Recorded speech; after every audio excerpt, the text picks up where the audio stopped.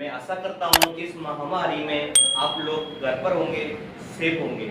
आज एक बार फिर से मैं अपने YouTube चैनल पर आप लोगों को स्वागत करता हूँ और मैं आप लोगों को एक बहुत बड़ी खुशखबरी देने जा रहा हूँ। इस महामारी में मेरे जो डियर स्टूडेंट्स हैं, आपको पता है कि काफ़ी कोचिंग्स स्कूल्स काफ़ी बंद पड़े हुए हैं और मेरे जो स्टूडेंट्स हैं, मेरे छोटे भाई बहन हैं, वो पढ़ने के काफ़ी क्यूरियस हैं, तो उनको मैं एक बहुत बड़ी खुशखबरी देने जा रहा हूँ। उससे पहले अगर आपने हमारे YouTube चैनल को सब्सक्राइब नहीं किया है तो प्लीज़ उसको सब्सक्राइब करें और बेल आइकन बटन को भी प्रेस करें, जिससे आने वाली नोटिफिकेशन आप तक सबसे पहले पहुँचे।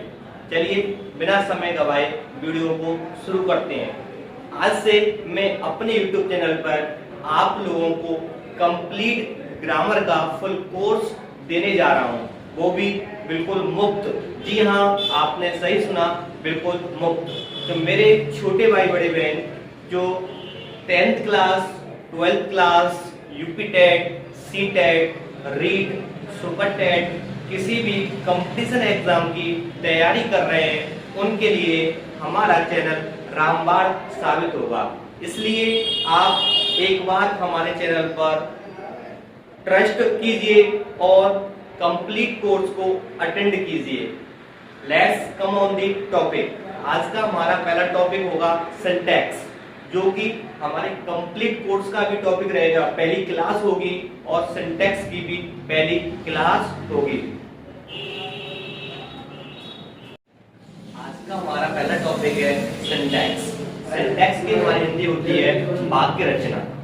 आप लोग जानते ही हैं कि वाक्य रचना, वाक्य को कैसे रचा जाता है, वाक्य को कैसे बनाया जाता है। आप लोग जानते हैं जिस प्रकार एक घर के लिए हम लोगों को कंक्रीट, रेत, सीमेंट की आवश्यकता होती है, उसी प्रकार वाक्य को बनाने के लिए हम लोगों को सब्जेक्ट, वर्ब और ऑब्जेक्ट की नीड होती है। इन चीजों की हमें जो आवश्यकता होती है वो हमें प्रोवाइड कहाँ से होती है? वो चीजें प्रोवाइड होती है सिंटैक्स से। कहाँ से होती है? सिंटैक्स। अगर आप लोग सिंटैक्स को अच्छी तरह से कर लेते हैं तो मैं आपको एक विश्वास दिलाता हूँ कि इंग्लिश के अंदर आप लोगों को कहीं भी प्रॉब्लम नहीं आएगी। आप लोग जानते हैं जब हम लोग कोई भी टॉपिक करते हैं, जैसे कि हम अपने गुरुजनों के पास जाते हैं, टीचर्स के पास जाते हैं, हम लोग सबसे पहले टेंस सीखते हैं। तो टेंस में हम लोगों को बताया जाता है कि एक वचन क्या होता है, बहुवचन क्या होता है, एक वचन की वर्ब क्या होती है, बहुवचन की वर्ब क्या होती है। ये चीजें हमें कहाँ से मिलती हैं? सिंटैक्स के अंदर से मिलती है। अगर आप लोगों ने सिंटैक्स को अच्छी तरह से कर लिया तो कहीं भी आपका एयरफोर्स नेवी में कहीं भी करेक्शन करने के लिए आता है, वो भी आप लोग सीख जाएंगे और इंग्लिश में आप लोग महारत प्राप्त कर लेंगे। तो पहली सिंटैक्स के अंदर हमारी पहली हेडिंग है आज की सब्जेक्ट, वर्ब, एग्रीमेंट। इसमें क्या होता है? इस सब्जेक्ट को वर्ब के साथ एग्रीमेंट कराना, वर्ब को सब्जेक्ट के साथ एग्रीमेंट कराना। आप लोग जानते हैं जब कोई छोटा सा बच्चा घर से कहीं बाहर जाने की जिद कर रहा होता है तो मम्मी को तो वो एग्री कर लेता है, लेकिन पापा जी को एग्री नहीं कर पाता है, तो उसको हम सब्जेक्ट वर्ब एग्रीमेंट नहीं बोलेंगे। अगर मम्मी भी एग्री है और पापा जी भी एग्री है तो वो हो जाएगा सब्जेक्ट वर्ब एग्रीमेंट। क्या हो जाएगा? Subject verb agreement. जी हाँ, आपने सही सुना, वो क्या होगा? Subject verb agreement. एक्चुअली मैं एक शुद्ध भाषा में आपको बता दूं कि सब्जेक्ट वर्ब एग्रीमेंट क्या होता है। यदि बाकी का सब्जेक्ट सिंगुलर है तो उसके साथ सिंगुलर की वर्ब आती है। यदि बाकी का सब्जेक्ट प्लूरल यानी बाकी का सब्जेक्ट बहुवचन है तो उसके साथ वर्ब भी बहुवचन की आती है। इसी को हम बोलते हैं सब्जेक्ट वर्ब एग्रीमेंट। जी हाँ, आपने सही सुना। अगर सब्जेक्ट एक वचन का होगा तो वर्ब भी एक वचन की होगी। यदि सब्जेक्ट बहुवचन का होगा तो वर्ब भी बहुवचन की होगी। इसी को हम लोग क्या बोलते हैं? सब्जेक्ट वर्ब एग्रीमेंट बोलते हैं। आप लोगों ने सुना होगा, काफी स्टूडेंट्स को ये डाउट रहता है कि आई आपका एक वचन होता है या बहुवचन होता है। ऐसे ही आप लोगों को ये भी डाउट रहता है कि यू एक वचन भी होता है और बहुवचन होता है। तो ये आज से एक चीज आप लोगों के लिए क्लियर हो जाएगी, कभी भी आपको डाउट नहीं रहेगा। पहले हम लोग आई पे ही बात कर लेते हैं। आपने देखा होगा कि आई के साथ कभी तो हैव आ जाता है, आई के साथ कभी एम भी आ जाता है, आई के साथ कभी बाज भी आ जाता है। ऐसा क्यों होता है? क्योंकि आपको पता है हैव तो बहुवचन की वर्ब होती है और बाज एक वचन की वर्ब होती है। इसका सिंपल सा रीजन क्या होता है कि आई हमारा होता तो एक वचन सब्जेक्ट है, आई होता तो हमारा एक वचन करता है, लेकिन आई के साथ जो वर्ब आती है वो एक वचन की भी आती है और बहुवचन की भी आती है। जी हाँ, आपने सही सुना, आई होता तो एक वचन करता है, लेकिन आई के साथ एक वचन की वर्ब आती है और बहुवचन की भी वर्ब आती है। अब मेरे छोटे बड़े भाई बहनों को एक डाउट रहेगा कि हम लोग कैसे पिक आउट करें, कैसे पहचाने कि वर्ब एक वचन की है या बहुवचन की है। इसके लिए मैं आप लोगों को छोटी सी ट्रिक बताता हूं। जिस लेटर का, जिस शब्द में कम लेटर होते हैं, जिस शब्द में कम लेटर होते हैं वो तो हमारी एक वचन की वर्ब होती है, और जिस शब्द में हमारे ज्यादा लेटर होते हैं वो क्या होती है?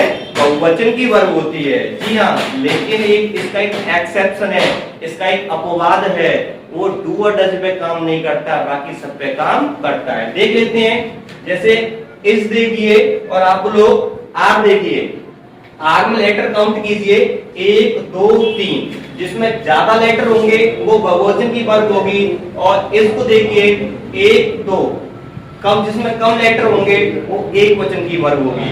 और देख लेते हैं हैज को देखिए, हैज क्या है? लेटर काउंट कीजिए 1 2 3, कम लेटर है एक वचन की वर्ब। हैव को देखिए आप लोग 1 2 3 4, ज्यादा लेटर हैं तो बहुवचन की वर्ब, कम लेटर होंगे तो एक वचन और ज्यादा लेटर होंगे तो बहुवचन। लेकिन एक इसका एक्सेप्शन क्या है? डू और डज, क्योंकि डू और डज पे काम नहीं करेगा। डज में 4 लेटर हैं और ये क्या होती है? एक वचन की होती है, और डू में 2 लेटर हैं तो ये किसकी होती है? बहुवचन की होती है। एक और चीज आप लोगों को बताऊं, देखो ए हमारी एज, एम, डज, हैज, बाज, ये हमारी हेल्पिंग वर्ब है। आर, हैव, डू, वर, ये हमारी क्या है? हेल्पिंग वर्ब है। लेकिन गो और गोज और कम्स, गो और कम, ये हमारी क्या होती है? मेन वर्ब होती है। मेन वर्ब की ट्रिक क्या होती है? जिसके लास्ट में ना आता है वो क्या होती है? आपकी मेन वर्ब होती है। जैसे गो माने जाना, कम माने आना, खाना, पीना, सोना, रोना, मरना, लास्ट में क्या आ रहा है? ना आ रहा है ना, तो ये क्या हो जाएगी? हमारी मेन वर्ब हो जाएगी। इसके लिए बहुत एक इंपॉर्टेंट चीज क्या है, जब आप लोग किसी भी नाउन में एस या ईएस जोड़ देते हैं तो उस नाउन का बनता है बहुवचन। लेकिन वर्ब के साथ क्या होता है? उल्टा होता है। किसी भी मेन वर्ब में आप लोग एस या ईएस जोड़ते हैं तो वो बनता है क्या? एक वचन। जी हाँ, देखिए वो यहाँ पे मेन वर्ब है, कम यहाँ पे मेन वर्ब है, तो ये मेन वर्ब की फर्स्ट फॉर्म है। क्या है? First form. ठीक है, तो ये फर्स्ट फॉर्म अपने आप में किसमें होती है? कमर को क्या होता है? फर्स्ट फॉर्म होता है। क्या होता है कमर को? First form. मैं कहना चाहूंगा आप लोगों से, तो मेन वर्ब की जो फर्स्ट फॉर्म होती है अपने आप बहुवचन में होती है। क्या होती है? अपने आप बहुवचन में होती है। अगर आपको मेन वर्ब की फर्स्ट फॉर्म को सिंगुलर बनाना है, यानी एक वचन की बनाना है, तो उसमें हम लोग क्या जोड़ेंगे? एस या ईएस। जैसे कि वो बहुवचन का है तो इसमें देखो मैंने ईएस जोड़ के इसको क्या बना दिया है? एक वचन का बना दिया है। देखो कम बहुवचन का है तो इसमें एस जोड़ के मैंने क्या बना दिया? इसको एक वचन का बना दिया है। तो मैं कहना चाह रहा हूं, अगर किसी भी मेन वर्ब में आप ऐसा ही जोड़ देंगे तो वो एक वचन का बनता है, और आप किसी भी नाउन में एस या ईएस जोड़ेंगे तो किसका बनता है? बहुवचन का। जैसे मान लीजिए बुक क्या होता है? नाउन होता है ना, होता है, तो बुक में हम लोग एस जोड़ देंगे तो बुक्स हो जाता है, वो क्या हो जाता है? आपका बहुवचन का। तो मैं एक लास्ट में सेंस आपको ये देने जा रहा हूँ कि मेन वर्ब की जो फर्स्ट फॉर्म होती है वो अपने आप बहुवचन में होती है, उसमें हम लोग एस या ईएस जोड़ देते हैं तो एक वचन बनता है, और नाउन में एस या ईएस जोड़ देते हैं तो बहुवचन बनता है। ठीक है ना? अब आप लोगों को समझ में आ रहा होगा। आगे देखिए, सिंगुलर सब्जेक्ट। ठीक है, सबसे पहले आप लोग बात करेंगे कि सिंगुलर सब्जेक्ट कौन कौन से होते हैं। आई, ही, सी, इट, या किसी का नाम, किसी का भी नाम हो, एनिमल का नाम हो, पर्सन का नाम हो, नो लिविंग थिंग्स हो, दुनिया में जिसका भी नाम होता है ना वो अपने आप एक वचन में होता है। किसमें होता है? एक वचन में। ठीक है जी, आप लोगों ने सही सुना आपने, किसमें होता है? एक वचन में। इसे देखिए, अब देखिए सिंगुलर की verb, is, am, does, had, was, goes, comes, ये किसमें होती हैं? आपकी सिंगुलर की वर्ब में होती हैं। अब हम लोग बहुवचन पे आ जाते हैं। देखिए you, we, they, books, book होगा तो एक वचन, बुक्स होगा तो बहुवचन। ये अपने आप में क्या होती हैं? बहुवचन की सब्जेक्ट होती हैं। बहुवचन की वर्ब पे आ जाइए। आर, हैव, डू, वर, गो और कम, ये क्या होती हैं? अपने आप बहुवचन की वर्ब होती हैं। मैंने आपको एक्सेप्शन ये बता दिया था कि डू और डज का कहाँ एक्सेप्शन था कि डू में हमारे कम लेटर हैं और डज में हमारे ज्यादा लेटर हैं। फिर भी डज किसका है? एक वचन का है, और डू में कम लेटर होने के बावजूद भी बहुवचन का है। मैंने पहले क्या बोला था कि कम लेटर होंगे वो एक वचन का होगा और ज्यादा लेटर होंगे वो किसका होगा? बहुवचन का होगा। आपने सही सुना, ठीक है। तो हम बात कर रहे थे सिंटैक्स, सब्जेक्ट, वर्ब, एग्रीमेंट। हम लोगों ने बात की सिंगुलर सब्जेक्ट क्या होता है, सिंगुलर की वर्ब क्या होती है, बहुवचन का सब्जेक्ट क्या होता है, बहुवचन की वर्ब क्या होती है। अब आप लोगों को आई पे थोड़ा सा कंफ्यूजन होगा। आप लोगों ने पढ़ा होगा कि आई एक वचन होता है या बहुवचन होता है। आप लोगों को बता दूं कि आई हमेशा आपका सिंगुलर ही होता है, आई हमेशा एक वचन ही होता है, और आई के साथ हम लोग एक वचन बहुवचन दोनों की ही वर्ब लगाते हैं। ऐसे ही आपका जो यू है ना, यू को मैं रेड क्यों किया है, इसका कोई रीजन होगा। यू आपका एक वचन भी होता है और बहुवचन भी होता है। मेरे को यहाँ पे भी लिख सकता था यू को, यू एक वचन भी होता है और बहुवचन भी होता है।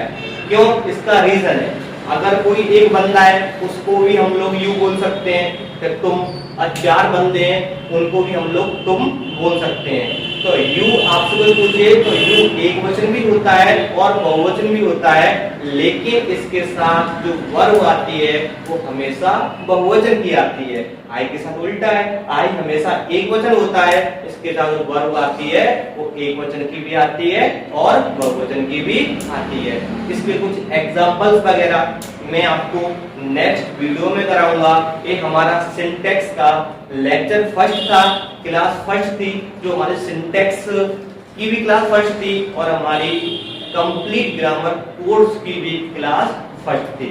अगर आप लोगों को अच्छा लगे वीडियो तो प्लीज लाइक करें और इसको ज्यादा से ज्यादा आप लोग शेयर भी करें। और मैं आप लोगों को एक बात कहना चाहूंगा, जो भी मेरे प्यारे स्टूडेंट्स हैं, छोटे बड़े भाई बहन हैं, आप हम लोगों पर 1, 2 या 3 वीडियो तक हम लोगों पर विश्वास बनाए रखिए। अगर आप लोगों को वास्तव में समझ में आता है, वास्तव में आपको कुछ लगता है कि हमें ऑफलाइन क्लासेस की तरह यहाँ पे कुछ मिलेगा, तो प्लीज चैनल के साथ आप लोग जुड़े रहिए।